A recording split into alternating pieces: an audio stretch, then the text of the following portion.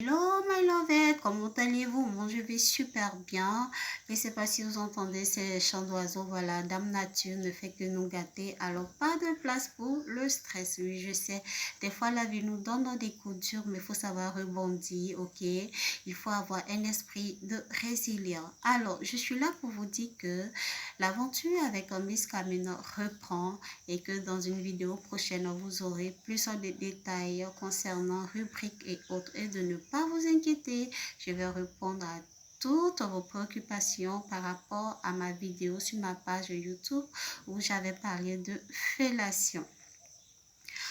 Alors, aujourd'hui, je viens avec un nouveau sujet, ok, qui est la fessée érotique. Bon nombre d'hommes s'adonnent à ce jeu érotique, mais est-ce que le rendu y est?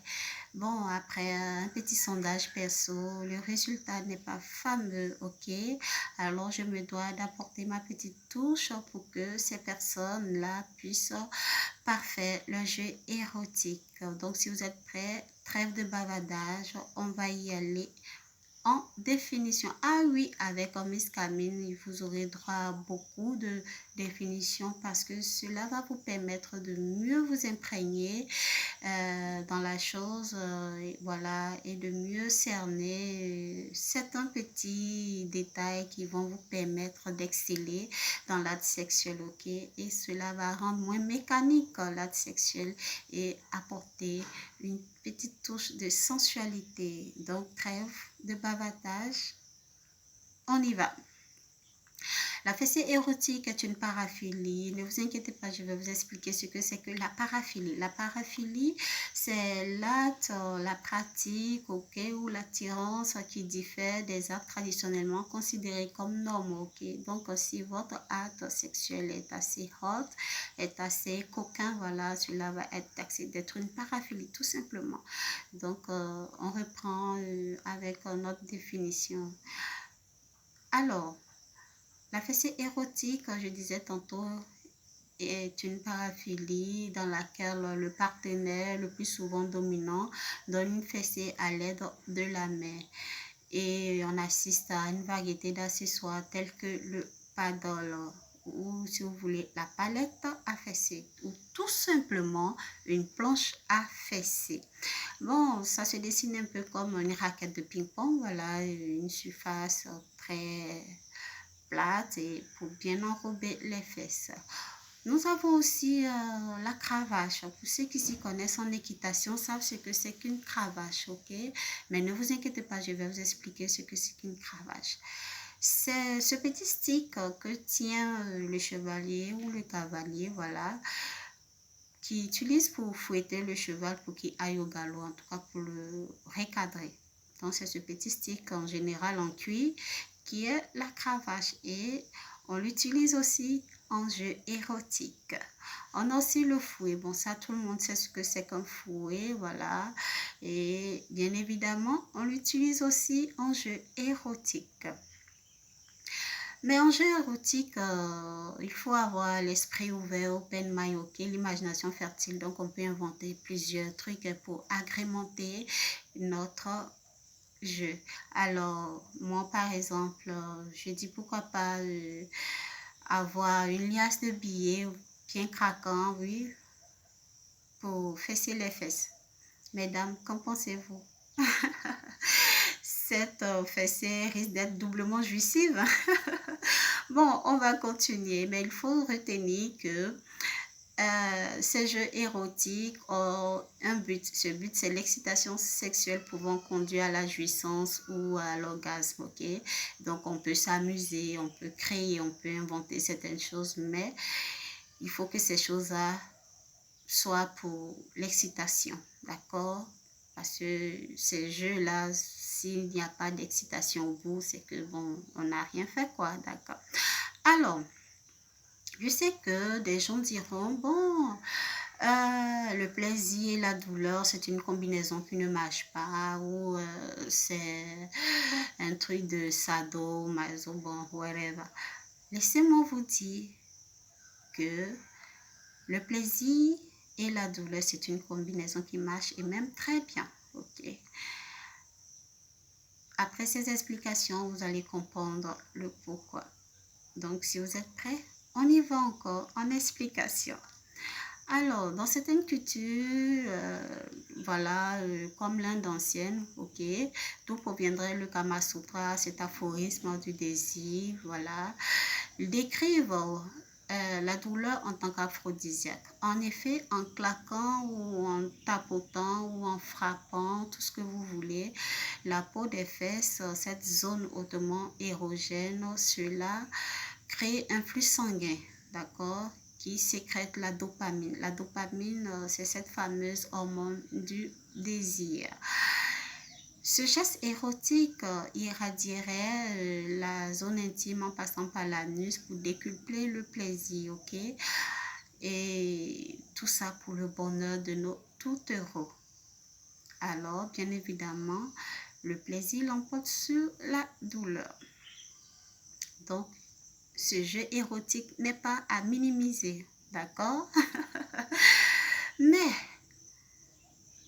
vous savez que dans toute chose, il faut avoir des techniques, il faut avoir des clés magiques qui vont vous aider, qui vont vous permettre de vous démarquer pour donner une touche personnelle. Voilà, donc en sexualité, cette clé magique, c'est la communication. Et des fois, cette communication se veut d'être interpersonnelle ou si vous voulez comportementale avant, pendant et après l'acte sexuel. D'accord? Avant l'acte sexuel, il faut communiquer. Voilà, si vous êtes coquin ou coquine, ok, il faut communiquer beaucoup avec votre partenaire. Cela va vous permettre de mieux appréhender les choses. Cela va vous permettre de mieux le connaître et de savoir orienter vos débats. Si vous êtes une personne des coquines, voilà, il est bien de savoir si l'autre aussi est dans la même bulle que vous. Là, vous pourrez facilement coordonner les choses. Mais si la personne n'est pas coquine comme vous, mais bon, pas grave. Il y a plusieurs moyens de l'amener à nous rejoindre dans nos jeux coquins, ok? Donc, on ne se prend pas la tête.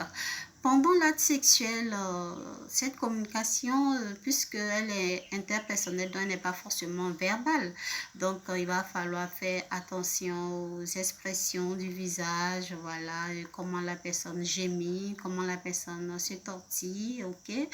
Et cela va vous permettre de communiquer, voilà, même sans parler, d'accord? Et on a aussi la communication après l'acte sexuel. Ça veut dire quoi? Ça sera comme un bilan, quoi, une synthèse, ok? Parce qu'il est très important de communiquer après l'acte sexuel pour savoir ce qui a marché, ce qui n'a pas marché, qu'est-ce qu'il faut ajouter, qu'est-ce qu'il faut retrancher. Tout ça, c'est très important.